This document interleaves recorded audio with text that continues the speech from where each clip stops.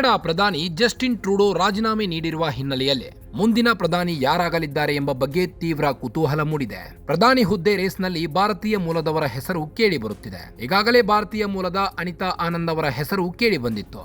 ಈಗ ಭಾರತೀಯ ಮೂಲದ ಮತ್ತೋರ್ವ ಸಂಸದನ ಹೆಸರು ಕೇಳಿಬರುತ್ತಿದೆ. ಅದರಲ್ಲೂ ಅವರು ಕರ್ನಾಟಕದ ಮೂಲದವರೆಂಬುದು ಮತ್ತೊಂದು ವಿಶೇಷ.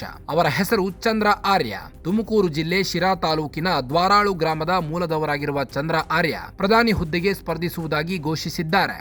ದೇಶವನ್ನು ಸಾರ್ವಭೌಮ ಗಣರಾಜ್ಯವನ್ನಾಗಿ ಮಾಡುವ, ನಿವೃತ್ತಿ ವಯಸ್ಸನ್ನು ಹೆಚ್ಚಿಸುವ, ಪೌರತ್ವ ಆಧಾರಿತ ತೆರಿಗೆ ವ್ಯವಸ್ಥೆಯನ್ನು ಪರಿಚಯಿಸುವ ಮತ್ತು ಪ್ಯಾಲೆಸ್ತೈನ್ ರಾಜ್ಯವನ್ನು ಗುರುತಿಸುವ ಭರವಸೆ ನೀಡುವ ಅಭಿಯಾನದೊಂದಿಗೆ ಲಿಬರಲ್ ನಾಯಕತ್ವಕ್ಕಾಗಿ ಸ್ಪರ್ಧಿಸುವುದಾಗಿ ಘೋಷಿಸಿದ್ದಾರೆ. ಕೆನಡಾವನ್ನು ಸಾರ್ವಭೌಮ ಗಣರಾಜ್ಯವನ್ನಾಗಿ ಮಾಡಲು ನಾನು ಬಯಸುತ್ತೇನೆ ಎಂದು ಆರ್ಯ ಹೇಳಿಕೆಯಲ್ಲಿ ತಿಳಿಸಿದ್ದಾರೆ. Hello, I am Chandra Arya, Member of Parliament for Nepean. I am running to be the next Prime Minister of Canada, to lead a small, more efficient government, to rebuild our nation and secure prosperity for future generations.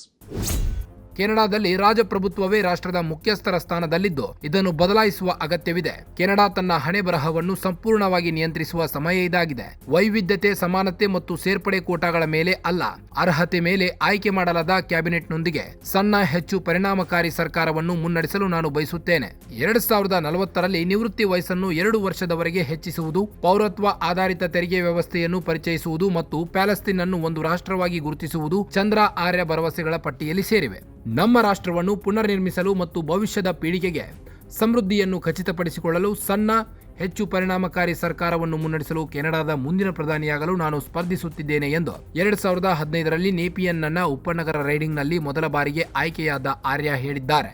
ಇನ್ನು ಪ್ರಧಾನಿ ಹುದ್ದೆಗೆ ರಾಜೀನಾಮೆ ನೀಡಿರುವ Justin Trudeau ಅವರ ಸ್ಥಾನಕ್ಕೆ ಅವರ ಸಂಪುಟದಲ್ಲಿ ಸಾರಿಗೆ ಸಚಿವರಾಗಿ ಕಾರ್ಯನಿರ್ವಹಿಸುತ್ತಿದ್ದ ಅನಿತಾ ಆನಂದ್ ಹೆಸರು ಬಲವಾಗಿ ಕೇಳಿಬರುತ್ತಿದೆ. ಸೋಮವಾರ ಪ್ರಧಾನಿ ಹುದ್ದೆಗೆ ಟ್ರೂಡೋ ರಾಜೀನಾಮೆ ನೀಡಿರುವುದರಿಂದ ಹೊಸ ನಾಯಕನ ಆಯ್ಕೆ ಅನಿವಾರ್ಯವಾಗಿದೆ. ಬರೋಬ್ಬರಿ 10 ವರ್ಷಗಳ ಕಾಲ ಪ್ರಧಾನಿ ಹುದ್ದೆಯಲ್ಲಿದ್ದ ಟ್ರೂಡೋ ರಾಜೀನಾಮೆಗೆ ಒತ್ತಾಯಿಸಿ ಸ್ವಪಕ್ಷದಲ್ಲೇ ಭಿನ್ನಮತ ಸೃಷ್ಟಿಯಾಗಿದ್ದರಿಂದ ಈ ಬೆಳವಣಿಗೆ ನಡೆದಿದೆ.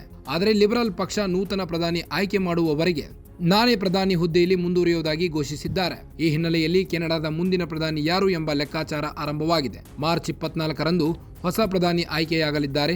ಸಾರಿಗೆ ಮತ್ತು ಆಂತರಿಕ ವ್ಯವಹಾರಗಳ ಖಾತೆ ಸಚಿವರಾಗಿರುವ ಅನಿತಾ ಆನಂದ್ ಜೊತೆಗೆ ಡೊಮಿನಿಕ್ ಲೆಬ್ಲಾಂಕ್, ಕ್ರಿಸ್ಟಿನಾ ಫ್ರೀಲ್ಯಾಂಡ್, ಮಲೈನ್ ಜೋಲಿ, ಫ್ರಾಂಕೋಯಿಸ್, ಫಿಲಿಪ್ ಚಾಂಪೇನ್ ಮತ್ತು ಮಾಕ್ ಕೇನ್ರಿ ಹೆಸರು ಕೂಡ ಚಾಲ್ತಿಯಲ್ಲಿದೆ. 2019ರಿಂದ ಸಂಸದರಾಗಿರುವ ಅನಿತಾ ಆನಂದ್ ಕೆನಡಾದ ಲಿಬರಲ್ ಪಾರ್ಟಿಯ ಹಿರಿಯ ಸದಸ್ಯೆ. ಸಾರ್ವಜನಿಕ ಸೇವೆ ಮತ್ತು ನೇಮಕಾತಿ, ರಾಷ್ಟ್ರೀಯ ರಕ್ಷಣೆ ಖಾತೆಗಳನ್ನು ಯಶಸ್ವಿಯಾಗಿ ನಿಭಾಯಿಸಿದ ಅವರು ಖಜಾನೆ ಮಂಡಳಿಯ ಅಧ್ಯಕ್ಷರಾಗಿಯೂ ಸೇವೆ ಸಲ್ಲಿಸಿದ್ರು. 2024ರಿಂದ ಅವರು ಸಾರಿಗೆ ಮತ್ತು ಆಂತರಿಕ ವ್ಯಾಪಾರ ಖಾತೆ ಸಚಿವರಾಗಿದ್ದಾರೆ. ಗ್ಯಾರಂಟಿ ನ್ಯೂಸ್, ಸುದ್ದಿ ಖಚಿತ, ನ್ಯಾಯ ನಿಶ್ಚಿತ.